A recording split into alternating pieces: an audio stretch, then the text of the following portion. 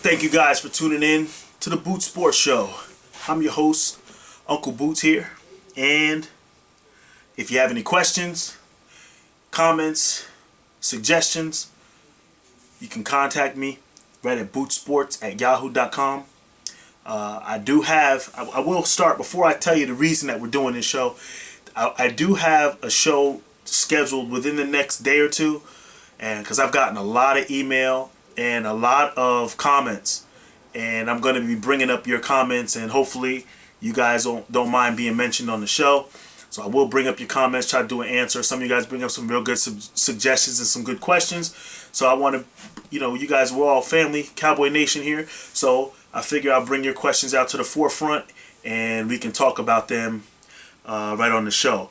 But the reason I'm here today, guys, is Jerry Jones had some pretty pointed comments about the fans, the organization, and pretty much the staff and Tony Romo. But it was also about, the fan too. And he had a nice message. And I kind of want to dissect, and I'm not going to bore you with this because it's a lengthy interview. It was about 16 minutes or so. And it was courtesy of 105.3 The Fan.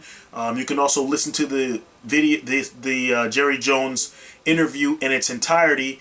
Like I said, it's 16 minutes on DallasCowboys.com right now. So I just wanted to talk about some things that I felt that he was saying, and because he kind of eluded some of the questions, it leaves it up for or open for interpretation, and that's what I kind of try to do, and I'm sure you guys are all doing it. So let's just get right to it real quick. I'm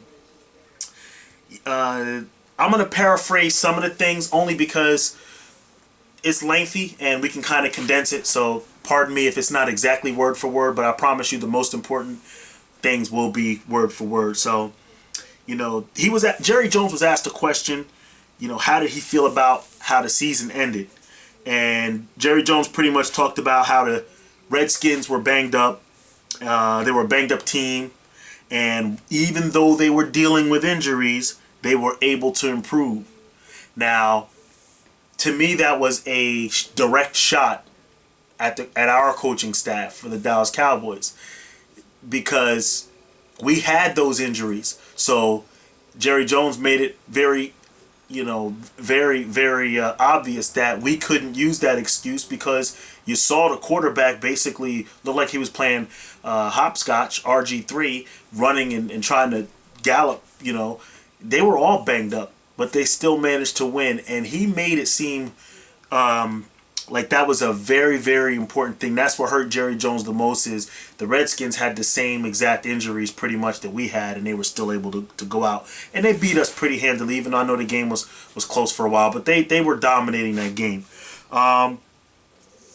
Then what I thought was another interesting side note, or, bullet point reference that he made, he referenced the Herschel Walker trade, and how that trade netted some pretty good players for our 90s, Cowboy teams, and how it helped us bring in more players that helped us win.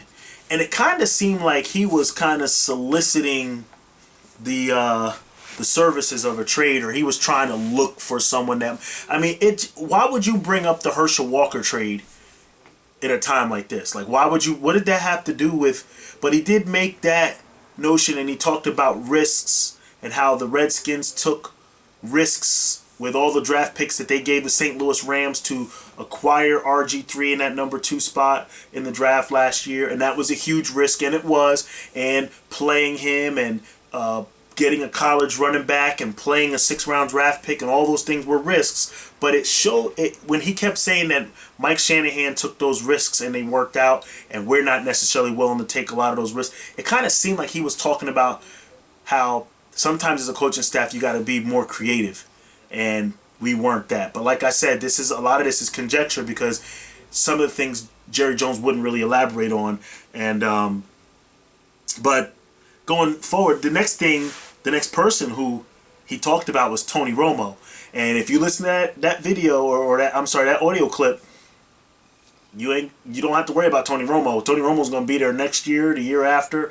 Tony Romo, Jerry Jones feels and realizes that he is a good quarterback, and he seemed to blame the coaching staff for Tony Romo's deficiencies down the stretch in some of these games. He was so committal to Tony Romo, and he praised him the entire time. And when they brought up Jason Garrett and other things, he was non-committal and almost abrasive. But he really supported Tony. Said he didn't like what was basically on the other side of the page, like the grass. The grass isn't always greener, and he didn't think it would be greener. Just looking at the landscape of what'll be available in the quarterback free agent market this year or next year, whatever. He didn't like it. He says just Tony Romo has his support. He has no choice with Tony, to be honest with you. And I've been saying it all along. You guys can bring in whatever quarterback you want, you think might be a good fit. They ain't guaranteed to do what Tony's doing. And behind this, underachieving, misguided, poorly coached football team, if you will. But Jerry took numerous shots at the coaching staff. And the one that I thought was a little pointed was the rah-rah reference that he said when he said we need to be a little less rah-rah, and instead of being rah-rah, we need to be coaching more fundamentals, tackling, blocking, and I thought the rah-rah reference was directed towards Rob Ryan. I felt like it was, because that to me felt like he was just basically saying, you know what, just shut up and coach. And he mentioned guys running around blocks and even lining up in the wrong spots. And Jerry mentioned, guys, he did say he didn't feel it was a scheme issue. So he didn't feel that our plays were scheme issue. And that in itself kind of takes away the fact that we're playing the wrong defense. Or maybe we don't got... Jerry believes in the structure. He's proven that by his words. But he's not so sold on the fact that these guys are being coached properly. So that's something that was interesting. Like I said, he made various references to the coaching staff and having to do a better job. And case in point, he mentioned that the Cowboys... Now, when you think about this, and I'm sure by now this stat... Because this isn't a stat that I tabulated myself. This is a stat that I researched or heard people talking about. But it's a very, very alarming stat. And the Cowboys have only led 23% of the time this year. So that's less than 1/4 of every game the Cowboys have led. So every game we play this year, on average, we're only going to lead for 1/4. So when and then I know, like I said, I'm a Romo fan. I'm real hard on him right now. I'm tough with him right now. But if you're going to put your quarterback in situations where they're only going to have a lead 23% of the time in the game, and it's hard to win, man. Like, you're lucky you're 8-8 when you are. That's a huge milestone for a team that's only winning 1/4 out of 4 in a season. So think about that. The other thing, and this is a lot of it was coaching that Jerry Jones talked about and referenced. He gave, and I hate when I hate this era that we're in now, where guys are taking their hats off to the other team. Guys are giving the other team credit.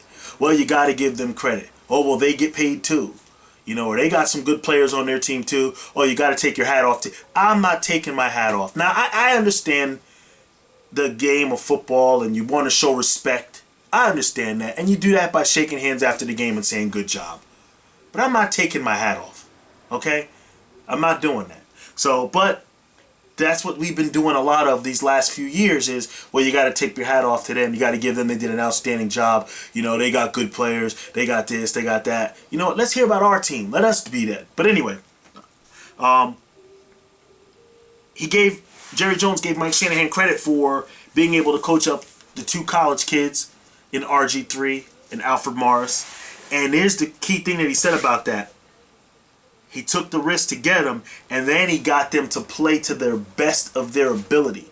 Now, Jerry made references that this team had some really good players, but they weren't being played or coached. Because now I can use conjecture and things like that, and I could kind of, pontificate what this guy is actually. So I can do what I want with his words because he kind of left it open. But it made it seem like that Jerry Jones is saying, we got the ability here. We just need somebody to coach him up. And then the next question almost started a fight. So, and I'm going to read that verbatim only because I thought Jerry Jones either going to hang up or fight. And he was asked, do you want Jason Garrett to be the play caller next year?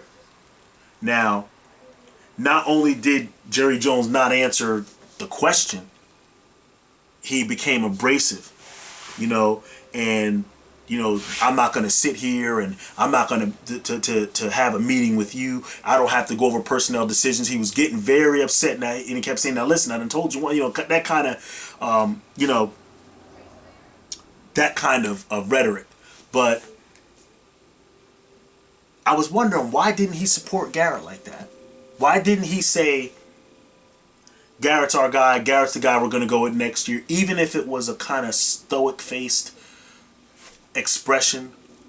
Garrett's our guy, and he was just walking the company line. Why didn't he say that? He did not say it. He wouldn't say it. Matter of fact, they were trying to get Jerry to say it. He wouldn't say it. Now, I just wanted to know why he jumped all in with Tony. He was all in, but then with Jason Garrett, he was like, now, wait a minute now. So, he didn't say, yes, he's my play caller, and he's going to be my play caller for years to come because he's a great mind, and we need his great mind on the field, and he didn't say none of that. So, anyway, Jason and Rob are obviously being evaluated, and Jerry Jones did his best. To me, he sounded like Sam Cooke for most of it because all he kept saying is a change gonna come. That's all he kept saying. And Jerry Jones is upset and irritated. And at the end of all this, Jerry Jones basically threatened the entire, and this was the best part of it, because he threatened everybody who is in the know, everybody in the organization. He threatened them all. And he said, I assure our fans that it's going to be very uncomfortable for the next few weeks and months here at Valley Ranch. And that and months was key. And that statement is why I decided to do the show that I did, that I'm doing right now. That's where I come in, because I like to look into this stuff and try to figure out what this guy's saying between the lines. And how could Jerry make everybody at Valley Ranch uncomfortable? What's he gonna do?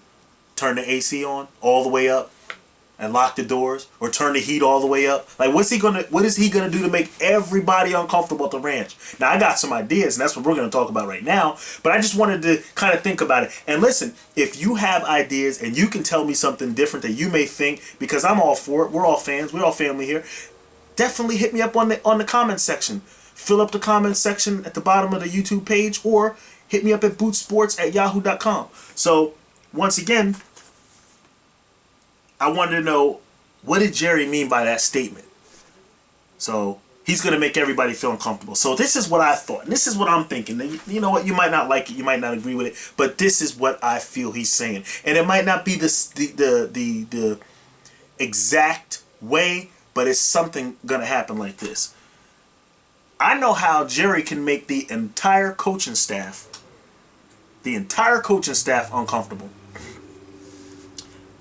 If he brought in Norv Turner as an offensive coordinator, that would make the offense, defense, offensive line coach, head coach uncomfortable immediately. I'm going to tell you why. Because if Norv Turner's coming here, he's coming here to call the plays. Now, that's obvious, right, guys? Of course. But I got another caveat for you. So, If Norv's coming here to call the plays, though, before we get to the caveat, if Norv Turner's coming here to call plays, then guess what? Then that means Bill Callahan is no longer the offensive coordinator, because that title would then go to Norv Turner. Now, Norv Turner, I think Jimmy Robinson, our wide receivers coach, is also the assistant head coach.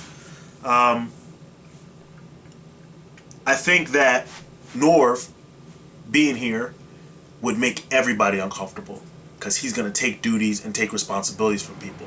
Also, the main reason is that, do you remember when Wade Phillips was hired?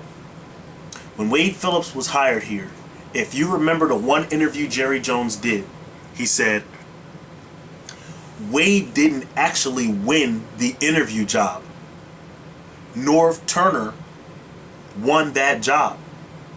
He said he tossed and turned all night long, and every time he turned, he had a different head coach when he woke. Every time it was Wade. It came down to Wade and Norv, Wade and Norv, Wade and Norv. And he said when he woke up, Norv had the job. He won the job, and he knew Norv won the job in the interview, but he kept going back and forth. What he was going back and forth with was, he felt like if he gave Norv the job, which could have changed everything for us, who knows? He felt like the defense would regress because it didn't have a defensive mind, and he wanted our defense to be as good as it could be. That was what Jerry Jones said. So he picked Wade as a default, basically, because he didn't win the job. Norv won the job. So this right here would give Jerry Jones a chance to make amends with Norv and give him the job that he actually won in the first place. Because Norv is gonna listen. I'm not one here to tell you that Norv is a great head coach. That's not the message I'm trying to tell you. Norv is an awesome offensive coordinator. But what I'm saying, the pressure is now going to be on everybody, because if Jason falters down the stretch, ladies and gentlemen, Norv will be your head coach next year or the year after, or when he falters. And Norv is gonna come here because he is a quarterback guru. Norv is an offensive mind genius, and Jason Garrett, is really under his umbrella as far as the learning. Jason Garrett is the Karate Kid, and Norv Turner is Machio. What was the man? You know who I'm talking about. The old man, Mr. Miyagi. So that's where this really is Jason's going to be gone if he don't get it right, because they'll have the head coach. See, and that move will also tell us what they feel about Rob Ryan, because at one point Rob Ryan was thought to have been the next head coach for the Dallas Cowboys. If he can come in here and do this, he could also, if Jason don't get it right. None of that's happening now. I believe that Jerry Jones realizes that the coaching staff is inept, and he wants to get some guys in here that can make things happen and allow our offense to be more dynamic. And that's what this man said today. That's what he said. So I broke down a little bit of that conversation, the things that I thought were important. I believe also the next way, because now you're probably saying, I'm saying, okay, well, that's not everybody here at Valley Ranch. That doesn't include the players. So how does the players get lumped into that? I'm going to tell you why. Because that's when you draft a player at a position to push another player. You know what would make Tony Romo feel uncomfortable? If you traded up in the draft and drafted the kid from West Virginia. Or if you traded up or down and drafted the kid from USC, the quarterback. So Geno Smith and Matt Barkley. That would make Romo uncomfortable, wouldn't it? I don't care who you are. And this kid goes in there in preseason and starts lighting up, throwing the ball, all these deep balls down the field with accuracy, whatever. Geno Smith, whatever the case is. I'm not saying anybody's good or great. Even if the guy is Joe Schmo, if he's a first-round draft pick quarterback, the writing is on the wall. So those are the things that Jerry Jones talked about. Now think about it. He talked about the Herschel Walker trade the big player at the the height of his career or a little bit on in his career and get a whole bunch of players back. And he talked about making the entire organization uncomfortable for the next few weeks/months. The /months, when he said that, that's what made me think draft. If he would have just said for the next few weeks, I wouldn't have thought draft. But when he said months, that's what made me think that in a couple months, we're going to be talking NFL draft. These guys are going to be uncomfortable for months, the entire team, because he's going to be drafting their hopeful successors or their eventual successors at their positions. So that's what I think. Let me know what you think. And I'm looking and I'm scouring. And once again, I did promise you guys the next couple days I'll be doing a playoff show. And I'm going to also answer some fan email. I got a bunch of them. And I got some real good guys that have been contributing, and I appreciate all your consistent posts, and your information is awesome. So I will be reading a lot of it on the show, so I do appreciate it once again. This isn't going to be long. I told you it's not going to be long. I just want to give thanks to my man Sideline Chatter. You can follow him. Definitely look for him at Sideline Chatter on Twitter, and also Mossberg, Mozzberg at Mossberg. Guys, thank you for your support. Every minute of time that you give me, I appreciate it. I told you this video was going to be short. Hopefully you all had a happy and safe New Year. Within the next couple days, I'll be back on. You'll see me. I'm out of here. I'm signing off, guys. I'm shutting it down.